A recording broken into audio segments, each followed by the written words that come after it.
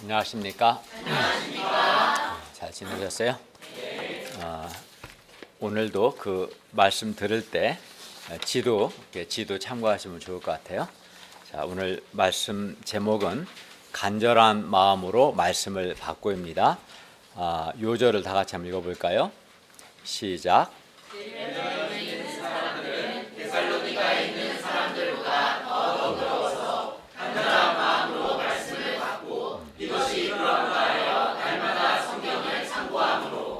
오늘 말씀을 들을 때 방금 읽은 17장 11절 요절 말씀처럼 간절한 마음으로 말씀을 받을 수 있기를 바랍니다.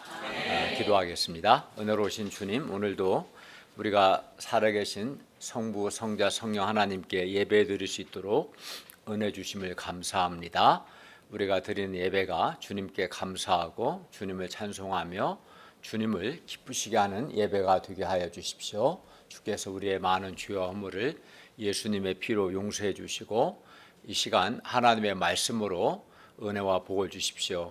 오늘 베레아 사람들처럼 우리가 마음을 열고 간절한 마음으로 하나님의 말씀을 듣고 받아들임으로 말씀의 은혜를 받고 말씀의 능력을 체험하도록 도와주십시오. 예수님의 이름으로 기도하였습니다. 아멘. 오늘 말씀도 사도 바울의 2차 전도 여행에 관한 말씀입니다. 오늘 17장은 데살로니가와 베레아와 아덴에서의 전도를 기록하고 있습니다. 지도 있는 분은 지도 보세요. 우리가 지난 시간에 바울이 빌립보에서 말씀을 전했고 빌립보에서 왼쪽으로 이렇게 남서쪽으로 내려오면 데살로니가 있고 다시 남서쪽으로 내려오면 베레아가 있죠. 그래서 오늘은 이 데살로니가, 베레아, 그리고 아래 오른쪽으로 쭉 내려오면은 아덴이 있죠. 아덴, 이 세 지역에서 말씀을 전하는 내용입니다. 데살로니가에서 경건한 헬라인의 큰 무리와 적지 않은 귀부인이 주 예수를 믿고 구원받았습니다. 그리고 베레아에서는 믿는 사람이 더 많았고 그 중에 헬라어 귀부인과 남자가 적지 않았습니다. 아덴에서는 아레오바구 관리 디오누시오와 몇 사람이 예수님을 믿었습니다. 특히 베레아에서 믿는 사람이 이제 가장 많았어요. 그 이유가 뭘까요? 오늘 말씀을 통해서 우리가 어떤 자세로 하나님의 말씀을 들어야 하는가 배울 수 있기를 기도합니다. 제1장 데살로니가에서 성경을 강론한 바울 1절에서 9절 말씀입니다. 17장 1절을 보십시오. 바울 일행이 암비볼리와 아볼로니아로 다녀가 데살로니가에 이르렀습니다. 데살로니가는 빌립보에서 서남쪽으로 약 한 145km 떨어진 마게도냐의 수도입니다. 그리고 데살로니가에는 유대인들이 많이 있었기 때문에 유대인의 회당이 있었습니다. 17장 2, 3절을 보십시오. 바울이 자기의 관례대로 그들에게로 들어가서 새 안식일 즉 3주 동안 성경을 가지고, 물론 여기 성경은 구약 성경이죠. 성경을 가지고 강론하며 뜻을 풀어 그리스도가 해를 받고 죽은 자 가운데서 다시 살아나야 할 것을 증언하고 이렇게 말했어요. 그러니까 구약 성경에 기초해서 이제 성경을 강론한 거죠. 창세기 3장 15절 말씀부터 보면 여자의 후손이 날 것을 하나님이 약속하셨는데 구약 성경을 가지고 하나님이 그리스도를 보내시고 그 그리스도께서 고난을 받고 죽으시고 부활할 것을 이제 구약 성경을 가지고 바울이 강론한 거예요. 강론하고 자세히 설명합니다. 그리고 이제 이렇게 말합니다. 3절 하반절을 볼까요? 내가 너희에게 전하는 이 예수가 곧 그리스도라. 그러니까 바울이 전한 예수님이 바로 구약 성경에서 말씀하는 그 그리스도라는 뜻입니다. 여기서 바울이 자기의 관례대로란 지금까지 해온 습관대로라는 뜻입니다. 바울은 어디를 가든 이제 그의 관례가 루틴이 뭐냐면 먼저 유대인의 회당에 들어가서 성경을 가지고 우리 죄를 위해 죽으시고 부활하신 예수님께서 하나님이 보내신 그리스도이심을 증거했어요. 그리고 여기서 강론했다는 것은 복음을 논리적으로 아주 설득력 있게 말했다는 뜻입니다. 바울은 회당에서 말씀을 전했는데 17장 2절에서는 뭐라고 했어요? 강론했다고 했고 3절에서는 뜻을 풀어 그리스도가 해를 받고 죽은 자 가운데서 다시 살아날 것을 증언했다. 뜻을 풀어 증언했다라고 말합니다. 그리고 그가 전하는 이 예수가 바로 그리스도라고 말했습니다.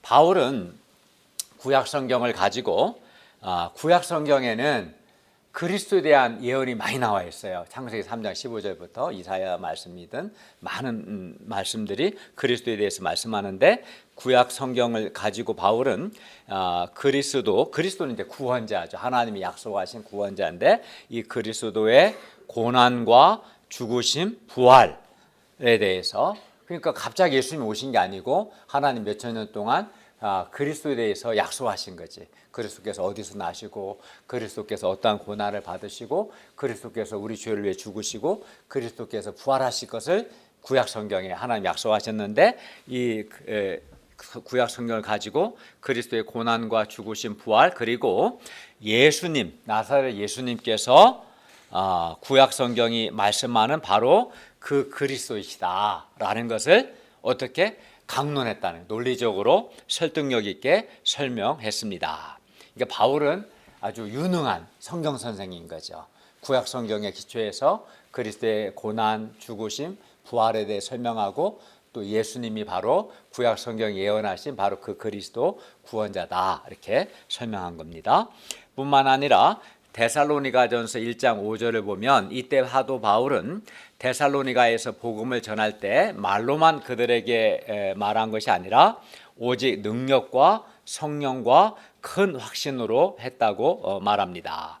그러니까 사도 바울은 성령님을 의지해서 하나님의 능력과 큰 확신으로 예수 그리스도를 전한 것입니다. 유대인들은 그리스도, 그러니까 하나님이 구약 성경에 약속하신 그 구원자 그리스도를 기다리면서도 예수님이 바로 하나님이 구약 성경에서 약속하신 바로 그 그리스도이심을 몰랐어요. 안타깝죠? 그들은 성경을 맨날 공부했는데 왜 몰랐을까요? 왜냐하면 그들이 거듭나지 않았고 첫째는, 둘째는 성령님의 조명을 받지 않았기 때문입니다. 따라서 거듭나야 돼요. 거듭나고 중생을 하고 하나님의 겸손하게 성령님의 조명을 받는 사람만이 성경을 바르고 정확하게 이해하고 해석할 수 있어요. 그러니까 중생하지 않고 성령의 조명을 받지 않으면 성경을 아무리 많이 읽어도 깨닫지를 못하는 거예요. 그래서 사도 바울은 이 유대인들에게 구약 성경을 가지고 강론하고 그 뜻을 풀어서 그리스도께서 해를 받고 죽어 부활하실 것과 예수님이 바로 구약 성경에서 예언한 그 그리스도이심을 증언했습니다.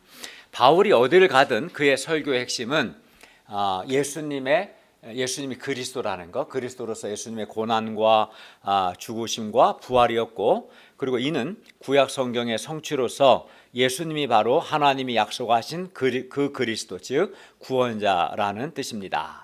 바울이 이렇게 성경을 강론하고 뜻을 풀어서 그리스도의 고난과 부활을 설명하고 예수님이 바로 구약 성경이 예언한 그 그리스도이심을 증언했을 때 어떻게 되었을까요? 4절을 보십시오.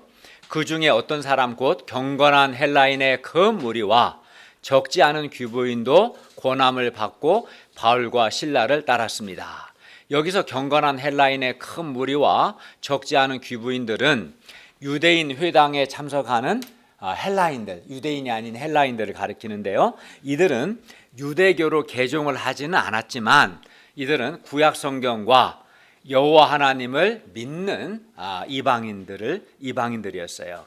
바울이 성경을 강론하고 뜻을 풀어서 예수님이 바로 구약 성경이 예언한 창세기부터 구약 성경이 예언한 그 그리스도의심을 전하자 유대인 회당에 참석하는 이 헬라의 큰 무리와 꽤 많은 사람들과 적지 않은 귀부인들, 즉 아마 이 귀부인들은 사회적 지위가 높은 분들이었을 것 같은데요. 이들이 예수님을 그리스도로 믿는 놀라운 구원의 역사가 일어났습니다.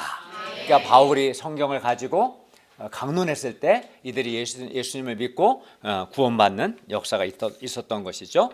우리는 이를 통해 성경을 강론하고 뜻을 풀어서 예수 그리스도를 증언하는 것이 매우 중요함을 배웁니다. 왜냐하면 바울이 성경을 강론하고 뜻을 풀어서 예수께서 그리스도심을 설명했을 때 많은 사람들이 믿는 역사가 있었기 때문이죠. 성경을 논리적으로 그런데 이제 아까 강론하고 뜻을 풀어 설명하는 게 중요하다고 했는데 우리 교회에서 여러분이 이제 일대 성경 공부하잖아요. 또 지금 주일 말씀을 듣잖아요.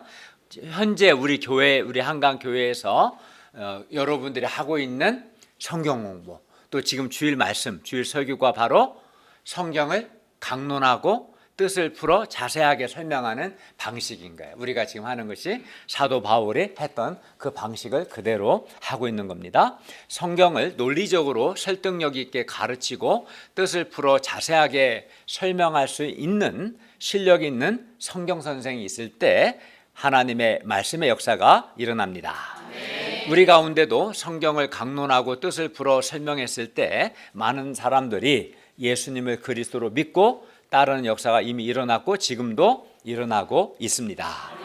그러니까 성경을 잘 가르치는 것이 사람을 잘 돕는 거예요. 그리고 데살로니가전서 1장 5절에서 바울이 말한 것처럼 우리가 복음을 전할 때 바울처럼 우리도 성령 하나님을 의지해서 하나님의 능력과 큰 확신 가운데 복음을 전하는 것이 중요합니다. 그러므로 우리가 성경을 강론하고 뜻을 풀어 설명할 수 있는 유능한 성경 선생들로 성장할 수 있기를 기도합니다. 우리 최용 형제님이 이런 유능한 성경 선생으로 성장할 수 있기를 바랍니다. 네. 그리고 성령님을 의지해서 능력과 큰 확신을 가지고 우리가 복음을 전할 수 있기를 바랍니다. 이제 5절부터 7절을 보십시오. 유대인들이 바울과 실라를 시기했어요. 왜 시기했을까요? 왜냐하면 유대인의 회당에 참석하는 경건한 헬라인의 큰 무리와 적지 않은 귀부인들이 바울이 전하는 예수님을 믿고 바울과 실라를 따랐기 때문입니다.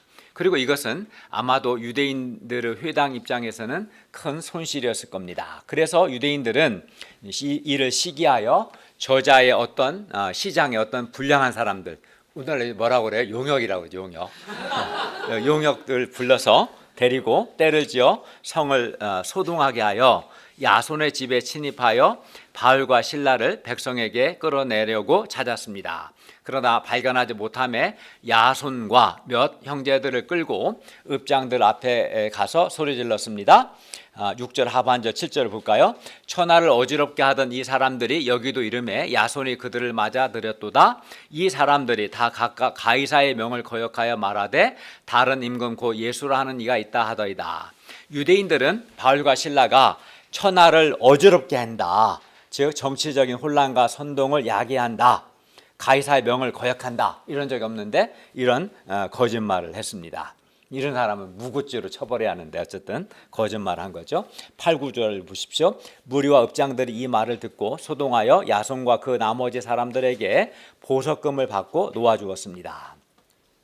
제2장 날마다 성경을 상고한 베레아 사람들 10절에서 15절 말씀입니다. 17장 10절을 보십시오. 밤에 형제들이 곧 바울과 실라를 베레아로 보냈습니다. 베레아는 지도를 보시면 데살로니가에서 남서쪽으로 약 한 75km 떨어진 곳에 위치하고 있었습니다. 바울과 실라는 베레아에 이르러 유대인의 회당에 들어가 관례대로 어떻게 합니까? 변함없이 유대인 회당에 들어가서 성경을 강론하고 뜻을 풀어 예수님이 구약 성경에 예언한 바로 그 그리스도이심을 증거했어요. 그런데 베레아 사람들의 반응이 특별했습니다. 어떻게 특별합니까? 우리 11절을 함께 읽어볼까요? 11절 시작. 베레아에 있는 사람들은 데살로니가에 있는 사람들보다 더 더러워서 간절한 마음으로 말씀을 받고 이것이 그러한가 하여 날마다 성경을 상고함으로. 여기서 이제 베레아 사람들은 뭐라고 했냐면 너그럽다고 그랬죠. 더 너그러워. 데살로니가에 있는 사람들보다 더 너그럽다. 이 너그럽다란 말은 이제 헬라어로 유게네스라는 말인데, 유는 좋은 이런 말이거든요. 태생이 좋은. 여기서 이제 고상하다 이렇게 말한 거예요. 그러니까 말씀에 대해서 열린 마음이 있다.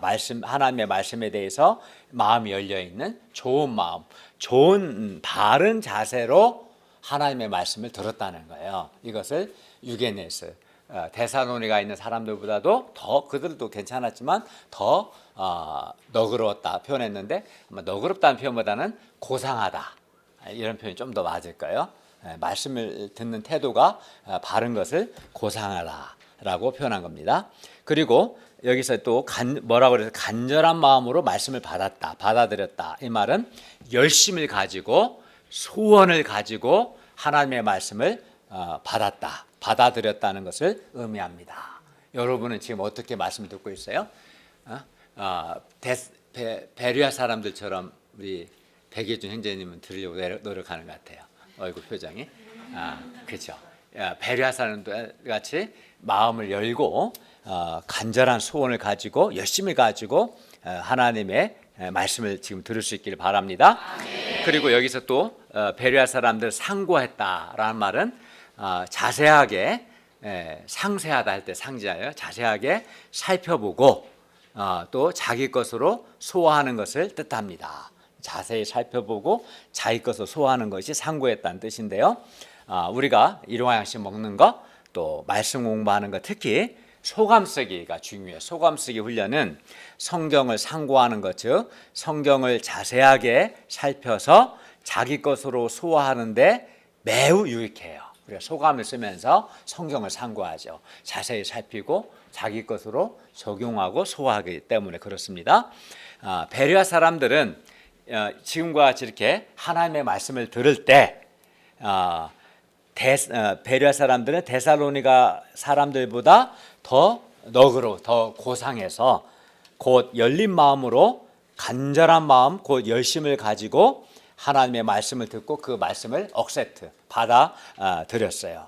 베레아 사람들은 또 날마다 성경을 상고, 즉 자세하게 살펴보고 소화해서 자기 것이 되게 했습니다. 베레아 사람들은 말씀에 대해서 마음이 열려 있고 열심을 가지고 하나님의 말씀을 받고 또 들은 말씀이 정말 그러한가 날마다 성경을 자세하게 살펴본 겁니다. 그러니까 베레아 사람들은 우리 같이 말씀을 공부하거나 또 주일에 말씀을 들을 때 어떻게 했다는 거예요? 열린 마음과 열심을 갖고 말씀을 듣고 말씀을 받아들였다는 것이죠. 또 소감을 쓸 뿐만 아니라 우리식으로 표현한다면 소감을 쓰면서 하나님의 말씀을 자세히 살펴보고 자기 것으로 소화하고 적용하기까지 한 겁니다. 이렇게 베레아에 있는 사람들은 하나님의 말씀을 듣는 자세가 아주 좋았어요. 훌륭한 거죠. 그래서 고상했다라고 표현한 겁니다. 열린 마음과 간절한 마음으로 하나님의 말씀을 받아들였고 들은 말씀을 자세하게 살펴보고 또 자기 것으로 소화했습니다. 이렇게 말씀을 듣는 자세가 올바르면 어떤 일이 일어날까요? 이렇게 베레아 사람들이 올바른 자세로 간절한 소원을 가지고 말씀을 듣고 말씀을 받아들였을 때 더욱 하나님의 말씀의 역사가 그들 가운데 있었습니다. 12절을 보세요. 12절 뭐라고 합니까? 그 중에 믿는 사람이 많고, 그러니까 이런 바른 자세로 말씀을 들으니까 믿는 자가 많았어요. 구체적으로 또 헬라의 귀부인과 남자가 적지 않았습니다. 베레아 회당에서 믿는 사람이 아주 많았던 거죠.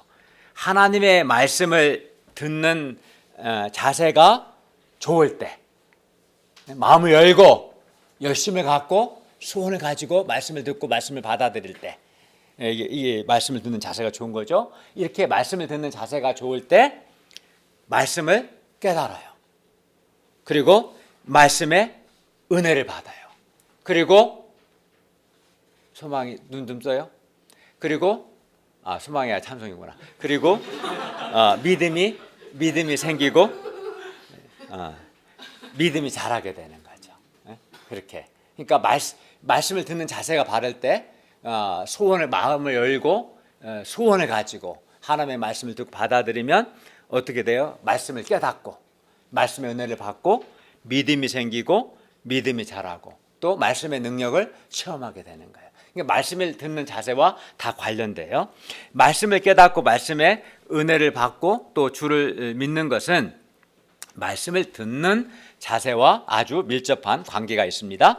베레아 사람들과 같이 말씀 듣는 자세가 좋은 사람들이 말씀을 잘 깨닫고 말씀의 은혜도 받고 말씀의 은혜도 더 많이 받게 됩니다. 그리고 믿음이 생기고 믿음이 더욱 자라게 됩니다. 우리 교회 가운데에도 베레아 사람들처럼 말씀 공부하고 주일 예배를 드릴 때 열린 마음과 간절한 마음으로 말씀을 받고 또 소감을 깊이 있게 쓰면서 들은 말씀을 자세히 살펴서 자기 것으로 소화하는 분들이 있습니다. 내가 다니엘 큰형사팀들 소감 발표 때 보면 그런 분들이 굉장히 많아요. 그렇게 이런 분들은 정말 그래요. 정말 그래요. 저도 은혜를 많이 받습니다. 그러니까 선배들일수록 더 말씀 듣는 자세가 굉장히 겸손하고 바로 그러니까 굉장히 소감 발표 시간이 은혜롭습니다. 그래서 이런 분들 이렇게 말씀을 듣는 자세가 바른 분들은 어떨까요? 말씀의 은혜를 많이 받아요. 그래서 그분들은 마음이 밝아요. 내면이 건강하게 되고 또 마음에 거룩한 소원이 생겨요. 마음에 거룩한 소원이 생기면 주의 소욕은 억제가 되거든요. 그러니까 말씀의 은혜를 받고 내면이 밝아지고 거룩한 소원이 생기고 또 내면에 힘이 생겨요. 내면에 힘이 있어야 공부도 하고 직장생활도 할 거 아니에요. 그죠? 사람이 왜 못합니까? 왜 무능합니까? 내면에 힘이 없는 거예요. 머리를 아는데 힘이 없어. 힘이 없으니까 무력하네. 왜 힘이 없어요? 말씀의 은혜를 못 받으니까. 왜 말씀의 은혜를 못 받아요? 말씀을 듣는 태도가 잘못됐기 때문에 그런 거예요. 그러나 이렇게 베레아 사람들처럼 말씀을 듣는 자세가 바른 사람들은 마음이 밝아지고 거룩한 소원도 생기고 내면의 힘도 생기고 마음에 말씀해 주는 참 기쁨과 만족을 누립니다. 저도 베레아 사람들처럼 열린 마음과 간절한 마음으로 하나님의 말씀을 공부하고 주일 말씀을 듣고 소감을 깊이 쓰면서 들은 말씀을 자세히 살피고 소화했어요. 그렇게 했을 때 저의 마음이 밝아지고 내적인 힘이 생기게 되었고 무엇보다 말씀의 은혜를 받아서 참 만족과 기쁨이 있었습니다. 제가 여러 번 간증한 것처럼 저는 말씀의 은혜와 말씀의 능력을 정말 많이 체험했고 그 결과 저의 인생이 하나님의 복을 받아 정말 풍성해졌어요. 가령 제가 요한복음 6장 9절 여기 한 아이가 있어 보리떡 5개와 물고기 2마리를 가지고 있습니다. 그러나 그것이 이 많은 사람이 얼마나 되겠습니까? 이 말씀을 간절한 마음으로 받고 자세히 살피고 소화했을 때 저는 어린아이와 같은 저와 저의 오병이어를 받으시고 크게 복을 주시는 하나님을 많이 체험할 수 있었어요. 이 외에도 빌립보서 4장 6, 7절 말씀, 로마서 4장 17절 말씀, 예를 들어서 우리 여러분이 잘 아는 아무것도 염려하지 말고 다만 모든 일에 기도와 간구로 너희 구할 것을 감사함으로 하나님께 아뢰라. 그리하면 모든 지각에 뛰어난 하나님의 평강이 그리스도 예수 안에서 너희 마음과 생각을 지키시리라. 이 말씀을 간절한 마음으로 받았을 때 마음의 모든 염려와 부정적인 생각을 극복하고 하나님이 주시는 평강을 누릴 수 있었어요. 또 로마서 4장 17절 말씀, 아브라함이 믿은 바 하나님은 죽은 자를 살리시며 없는 것을 있는 것으로 부르신 이시니라. 이 말씀을 마음을 열고 받았을 때 지금도 살아계신 전능하신 하나님의 능력을 많이 체험할 수 있었어요. 그러니까 우리가 바른 자세로 말씀을 들을 때 말씀의 은혜를 받게 되고 말씀의 능력을 체험하게 됩니다. 굉장히 중요한 거예요. 말씀 잘 바른 자세로 들어야 간절한 소원으로 가지고 말씀을 듣고 말씀을 받아들일 때 말씀의 은혜를 받고 여러 가지 말씀의 능력도 체험하게 되는 거죠. 이렇게 중요한데 그러나 안타깝게도 어떤 사람들은 열린 마음과 간절한 마음으로 하나님의 말씀을 받지 않는 것을 봅니다. 말씀 공부하고 주일 예배 말씀을 들을 때 말씀을 듣는 자세가 바르지 못합니다. 또 소감을 쓰면서 말씀을 상고, 즉 자세하게 살펴보고 연구하고 자기 것으로 소화해야 하는데 소감을 아예 쓰지 않거나 대충 씁니다. 그 결과 말씀의 은혜도 받지 못하고 믿음도 갖지 못합니다. 믿음이 자라지 않습니다. 이런 사람들은 말씀을 공부하고 주일 말씀을 듣는 자세가 바르지 않습니다. 말씀을 듣는 자세가 바르지 않기 때문에 말씀의 은혜를 못 받는 것이고 믿음이 자라지 않고 무엇보다 말씀의 능력, 예를 들어서 말씀을 통해 주시는 하나님의 은혜와 복을 풍성하게 누리지 못합니다. 그러면 왜 어떤 사람들은 동일한 말씀과 동일한 주일 예배 때 동일하게 지금 여러분 예배 드리고 있죠.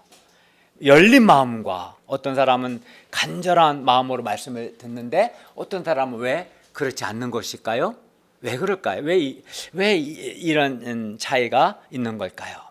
그들이 열린 마음과 간절한 마음으로 말씀을 듣지 않는 것 이유는 하나님과 하나님의 말씀에 대한 소원이 없거나 또는 하나님 앞에서 그 마음이 교만하기 때문입니다. 근데 교만하면 하나님은 교만한 자에게는 은혜를 주시지 않습니다. 하나님은 겸손한 자에게 은혜를 베푸시거든요. 이렇게 하나님과 하나님의 말씀에 대한 소원이 없거나 하나님 앞에서 그 마음이 교만한 사람은 말씀을 듣는 것에 대한 간절한 마음, 열심이 없습니다. 자세가 불량합니다. 말씀 공부하고 주일 예배 드릴 때 막 그 소원 없이 앉아 있고 가끔 졸기도 합니다. 그래서 이런 사람들은 성경 공부 시간이나 예배 때 집중하여 간절한 마음으로 말씀을 듣지 않습니다. 그리하여 말씀의 은혜를 받지 못하고 믿음도 자라지 못합니다.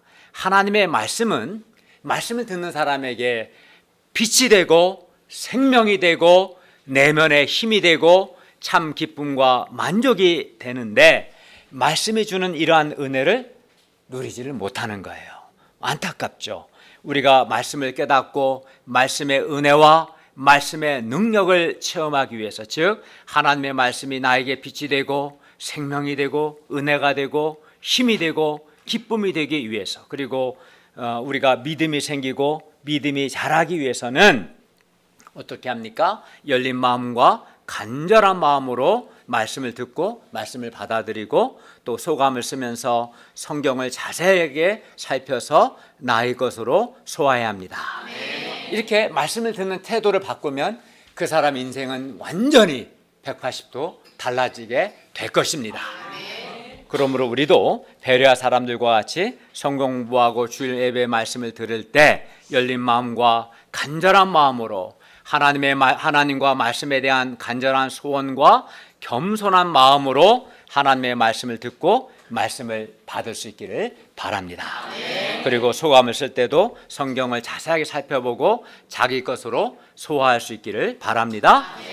그리하면 여러분의 인생에 정말 놀라운 일들이 일어날 것입니다. 하나님은 당신의 백성에게 말씀을 통해서 은혜를 베푸시거든요. 우리 여름상에 때 배운 것처럼 말씀은 은혜의 방편, 은혜의 수단이죠. 근데 말씀을 통해서 은혜를 주시는데 말씀을 듣는 태도가 불량하면 그 사람이 어떻게 은혜를 받겠어요? 그죠? 우리 교회 홈페이지에 보면 우리 BCAD 그 갤러리 보면 사진들이 있잖아요. 사람이 우리 목사님들 다 변화되는 걸 올려놨는데 다른 것 때문에 변화되지 않아요. 하나님의 말씀을 말씀 공부하고 주일 예배 때 소원을 가지고 간절한 마음으로 말씀을 들은 것밖에 없는데 말씀이 마음에 빛이 되고 은혜가 되고 말할 수 없는 기쁨을 주고 능력을 주고 말씀을 통해서 지금도 살아계시고 일하시는 전능하신 하나님의 능력과 실제 삶 속에서 도우시는 하나님의 돌보심을 체험한 거죠. 그러니까 그 사람 인생이 얼마나 풍성하게 되겠어요. 얼마나 형통하게 되겠습니까? 근데 이 모든 것은 딱 한 가지예요. 하나님과 그 말씀에 대한 태도, 겸손하게 소원을 가지고 말씀을 들었을 때 이러한 놀라운 은혜의 역사가 우리 가운데 일어났어요. 또 저희 인생 가운데 일어났어요. 그래서 하나님과 말씀에 대한 태도를 바꾸셔야 합니다. 겸손한 마음으로 들어야 합니다. 나이가 많으나 적으나 말씀 앞에 교만한 자는 심히 교만한 자입니다. 그런 자는 하나님 앞에 은혜 받을 생각하지 마십시오.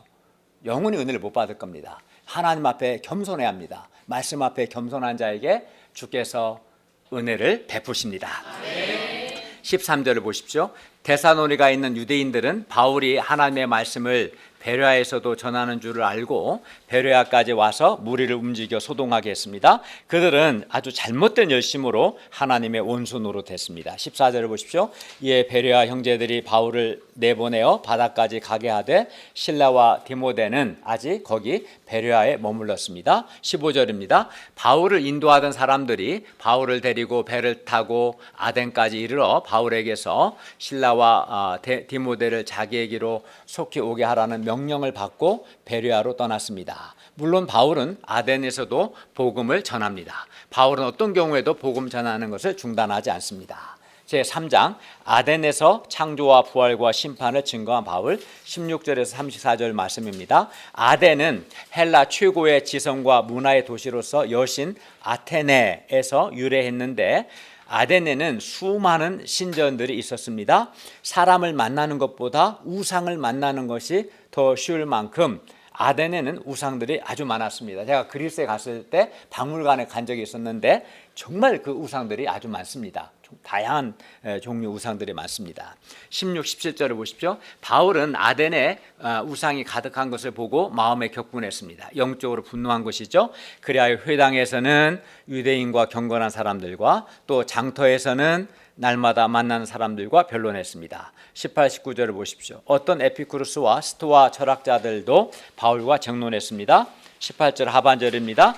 에피쿠르스와 스토아 철학자들 중에 어떤 사람은 이 말쟁이가 무슨 말을 하고자 하느냐 하고 어떤 사람은 이방 신들을 전하는 사람인가 보다 했습니다. 이는 바울이 예수와 부활을 전했기 때문이었습니다. 바울은 에피쿠르스와 스토아 철학자들, 지성인들에게도 예수님과 부활, 즉 예수님의 부활과 예수 믿는 자들 역시 장차 영광스러운 몸으로 부활할 것을 전했어요. 19에서 21절을 보십시오. 사람들이 바울을 붙들어 아레오바고로 가며 말합니다. 19절 하반절과 20절을 보세요. 내가 말한 이 새로운 가르침이 무엇인지 우리가 알 수 있느냐? 네가 어떤 이상한 것을 우리 귀에 들려주니 그 무슨 뜻인지 알고자 하노라. 이는 모든 아덴 사람과 거기서 나그네 든 외국인들이 가장 새로운 것을 말하고 듣는 것 외에는 달리 시간을 쓰지 않았기 때문입니다. 아레오바고는 종교 재판소를 가리키는데요, 노천 극장처럼 만들어져 있었습니다. 그들이 바울을 아레오바고로 데려간 것은 재판하기 위한 목적이 아니라 공개적으로 바울이 말하는 것을 듣기 위해서였습니다. 21절을 보십시오. 당시 아덴 사람과 거기서 나그네 된 외국인들은 가장 새로운 것을 말하고 듣는 것 외에는 달리 시간을 쓰지 않을 만큼 새로운 것에 관심이 많았어요. 오늘날에도 사람들이 새로운 전자기기에 관심이 많죠. 이런 사람을 뭐라고 불러요? 네, 얼리 어답터. 우리 교회도 한 분 계시죠. 네. 그러나 문제는 새로움이 우리에게 참 만족과 기쁨을 주지 못한다는 것입니다. 핸드폰도 한 10여 년, 20년 전에 보세요. 얼마나 많이 바뀌었어요. 그러나 그때뿐인 거죠. 그죠? 새로운 지식이든 새로운 물건이든 새로운 것이 우리에게 구원을 주지는 않습니다. 우리는 성경을 통해서 진리를 알고 진리를 믿고 진리를 순종해야 합니다. 진리 되신 예수님과 예수님의 말씀을 순종할 때 거기에 참 만족과 기쁨과 구원과 영생이 있습니다. 새로운 것이 우리에게 구원을 주는 게 아니고 예수님과 예수님의 말씀이 우리에게 구원과 영생을 줍니다. 바울은 우상이 가득한 아덴에서 하나님께서 창조주 되심과 하나님께서 장차 심판하실 것을 전하고 회개하라고 말합니다. 22, 23절을 보십시오. 바울이 아레오바고 가운데 서서 말하되 아덴 사람들아 너희들을 보니 범사에 종교심이 많도다. 내가 두루 다니며 너희가 유하는 것들을 보다가 알지 못하는 신에게라고 새긴 단도 보았으니 그런즉 너희가 알지 못하고 유하는 그것을 내가 너희에게 알게 하리라. 아덴 사람들은 알지 못하는 신이라는 단도 만들었습니다. 그만큼 아덴에는 우상이 많았고 아덴 사람들은 종교심이 많았습니다. 그러나 아덴 사람들은 참신 곧 정말 알아야 할 창조주 하나님을 알지 못했어요. 그래서 바울은 그들에게 이제 세상을 창조하신 창조주 하나님에 대해서 말합니다. 그리고 진리를 말합니다. 우리 24, 25절을 다 같이 읽을까요? 시작. 우주와 그 가운데 있는 만물을 지으신 하나님께서는 천지의 주제시니 손으로 지은 전에 계시지 아니하시고 또 무엇이 부족한 것처럼 사람의 손으로 섬김을 받으시는 것이 아니니 이는 만민에게 생명과 호흡과 만물을 친히 주시는 이시니라. 예, 하나님은 우주와 그 가운데 있는 만물을 지으신 창조주가 되십니다. 하나님은 천지의 주제, 천지의 주인이십니다. 하나님은 하늘과 땅의 모든 것을 주관하시는 유일한 신이십니다. 또 하나님은 또 천지의 주제로서 우리 만민에게 생명과 호흡과 만물 그 밖의 모든 것을 친히 주시는 분이십니다. 사람이 만든 우상들은 결코 사람에게 생명과 호흡을 주지 못합니다. 우주와 그 가운데 있는 만물을 지으신 창조주 하나님만이 사람에게 생명과 호흡과 그 밖의 모든 것을 주실 수 있습니다. 그렇기 때문에 우리는 우상을 버리고 창조주 하나님만을 섬겨야 합니다. 26절을 보십시오. 하나님은 인류의 모든 족속을 한 혈통으로 창조하사 온 땅에 살게 하셨습니다. 세상 모든 사람들은 모두 한 하나님의 피조물입니다. 하나님은 또 사람의 연대를 정하시고 거주의 경계를 정하셨습니다. 27절은 희구법으로 되어 있는데 이는 불가능하다는 뜻입니다. 즉 하나님은 우리 각 사람에게 멀리 계시지 아니함에도 불구하고 사람이 타락한 후에는 사람이 하나님을 더듬어 찾아 발견하는 것이 불가능합니다.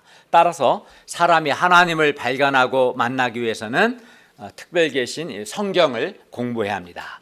28, 29절을 보십시오. 우리가 하나님을 힘입어 살며 기동하다는 말은 일어나 움직인다는 뜻이에요. 그리고 존재합니다. 우리가 살고 존재하는 것은 하나님 때문입니다.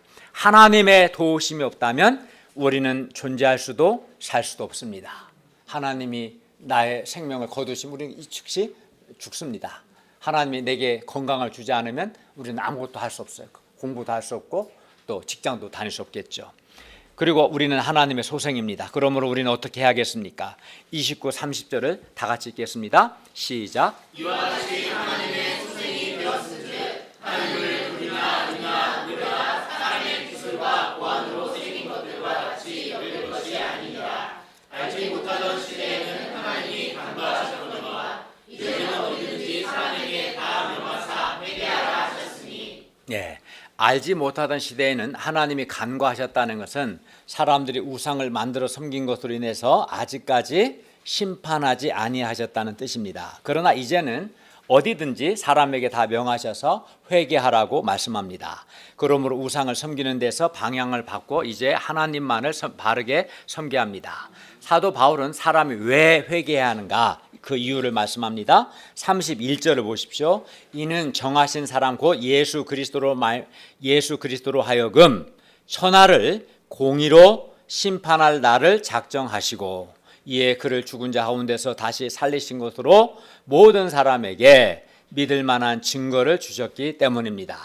예수님은 우리 죄를 위해 십자가에 죽으셨지만 하나님께서 죽은 자 가운데서 다시 살리셨습니다.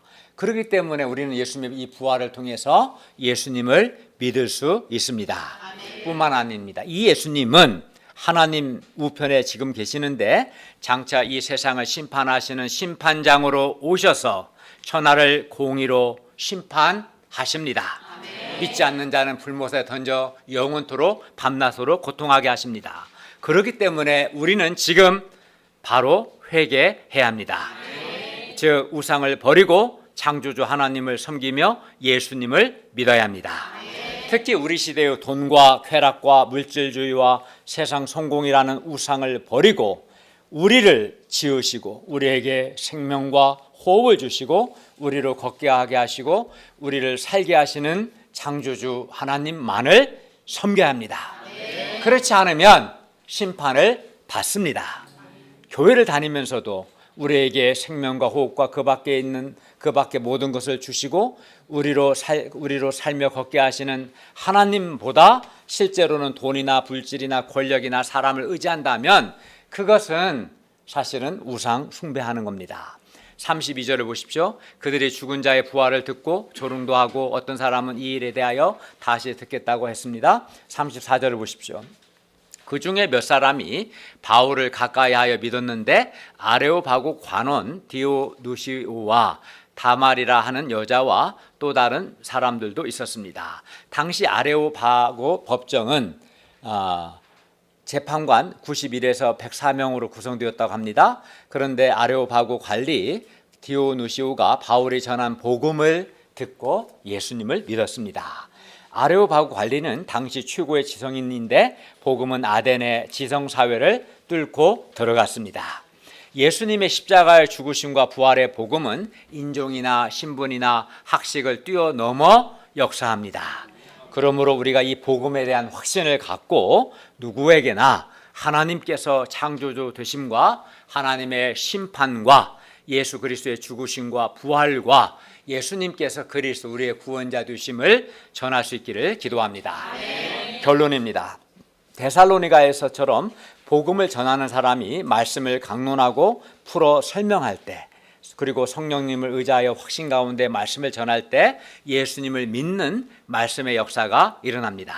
그리고 무엇보다 말씀을 듣는 사람이 베레아 사람들처럼 열린 마음과 간절한 마음으로 하나님의 말씀을 받고 날마다 성경을 자세히 살피고 소화할 때 어떻게 됩니까? 말씀을 깨닫고 말씀의 은혜를 받고 믿음이 생기고 믿음이 자라고 말씀의 능력을 체험합니다. 그렇기 때문에 우리가 말씀 공부할 때나 주일 예배 말씀을 들을 때 베레아 사람처럼 마음을 열고 간절한 마음으로 하나님의 말씀을 받아들임으로 말씀을 일단은 깨닫고 말씀의 은혜를 받고 말씀의 능력, 정말 하나님의 말씀이 내게 빛이 되고 생명이 되고 은혜가 주고 마음의 평화를 주고 참된 기쁨과 만족을 주는 이 말씀의 능력을 체험할 뿐만 아니라 말씀을 믿고 붙드는 가운데 지금도 살아계셔서 도우시는 전능하시고 살아계신 하나님의 도우심, 하나님의 일하심을 체험할 수 있기를 기도합니다. 말씀을 듣는 태도에 따라서 한 사람 인생이 완전히 달라집니다. 여기에는 어떤 예외도 있을 수 없습니다. 하나님과 그의 말씀 앞에 소원이 없고 교만한 자는 은혜를 받을 수 없습니다. 고상하지 않죠. 아까 너그럽다는 말은 유게네스, 고상하다는 말이에요. 하나님은 말씀을 듣는 태도를 보고 이 사람이 고상한 사람인가 천박한 사람인가를 판단합니다. 말씀을 듣는 자세가 바른 사람이 고상한 사람이고 그에게 하나님의 말씀의 능력이 나타나게 될 것입니다. 기도하겠습니다. 은혜로우신 주님, 우리 교회 공동체에서 사도 바울처럼 성경을 강론하고 풀어 자세하게 설명할 수 있는 은혜를 주셔서 감사합니다. 무엇보다 우리가 베레아 사람들처럼 마음을 열고 간절한 마음과 소원을 가지고 하나님의 말씀을 듣고 받아들임으로 우선은 말씀을 깨닫고 말씀의 은혜를 받고 마음에 믿음이 생기고 믿음이 자라게 하여 주시고 실제 삶 속에서 말씀의 능력, 하나님의 말씀이 내면에 힘이 되고 빛이 되고 내적인 힘이 되고 기쁨과 참 만족이 되는 말씀의 능력도 체험하고 또 살아계신 하나님의 일하심과 도우심을 체험하는 그러한 사람들이 될 수 있도록 도와주시옵기를 기도합니다. 우리 마음에 오늘 말씀 앞에서 잘못된 것을 고치고 하나님의 말씀을 공부할 때와 주일 말씀을 들을 때 살아계신 하나님 앞에 겸손한 마음과 소원을 가지고 하나님의 말씀을 듣고 말씀의 은혜를 받을 수 있도록 도와주시옵소서. 예수님의 이름으로 기도하였습니다. 아멘.